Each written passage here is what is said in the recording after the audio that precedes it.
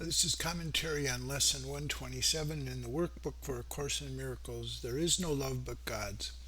It's a really important practice today. It's what the course means by a holy instant practice in which we leave the past behind and we come into the present and therefore have a different future than we've had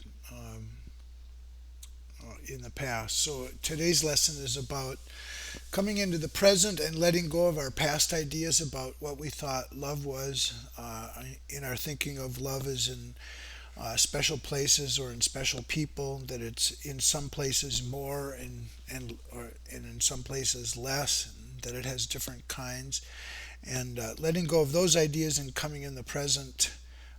We're looking for an experience of love as it is. So it's really important practice, and it's a one in which its claim is that we can free ourselves from these past ideas with this practice and have a new sense of love as we go forth in our learning. Okay, so there is no love but God's. Perhaps you think that different kinds of love are possible. Perhaps you think there's a kind of love for this, a kind for that, a way of loving one, and another way of loving still another. Love is one. It has no separate parts and degrees, no kinds nor levels, no divergencies, and no distinctions. It is like itself, unchanged throughout. It never alters with a person or a circumstance. It is the heart of God and also of His Son. Love's meaning is obscure to anyone who thinks that love can change. He does not see that changing love must be impossible, and thus he thinks that he can love at times and hate at others. He also thinks that love can be bestowed on one and yet remain itself, although it is withheld from others. To believe these things of love is not to understand it. If it could make such distinctions, it would have to judge between the righteous and the sinner and perceive the Son of God in separate parts.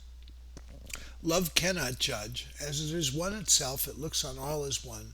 Its meaning lies in oneness, and it must elude the mind that thinks of it as partial or in part. There is no love but God's, and all of love is His. There is no other principle that rules where love is. Love is a law without an opposite. Its wholeness is the power holding everything as one, the link between the Father and the Son, which holds them both forever as the same. No course whose purpose is to teach you to remember what you really are could fail to emphasize that there can never be a difference in what you really are and what love is.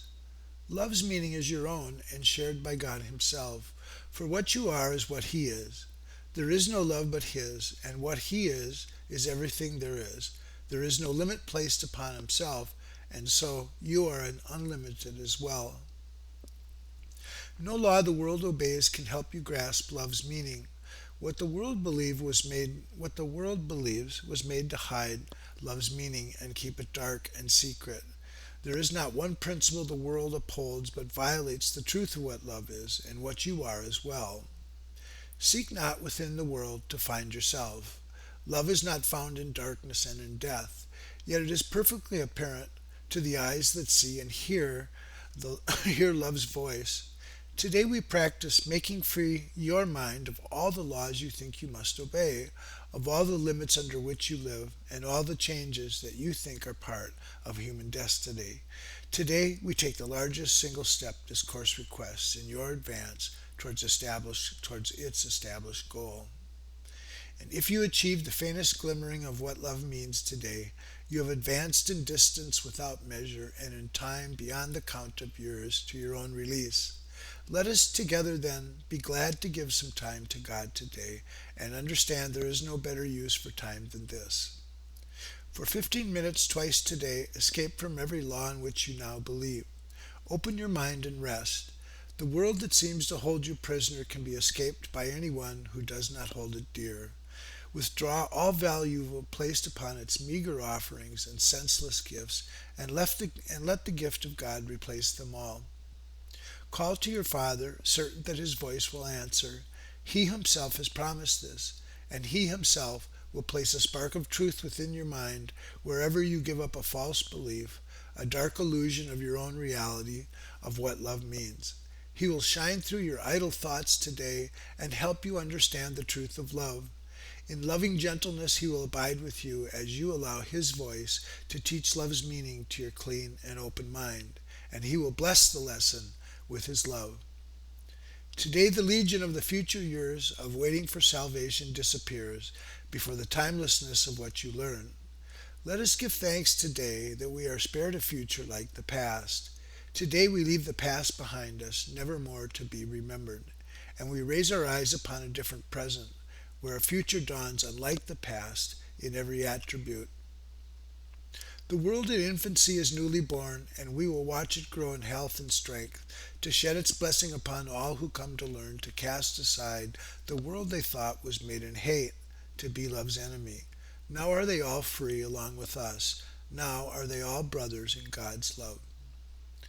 We will remember them throughout the day, because we cannot leave a part of us outside our love if we would know ourselves.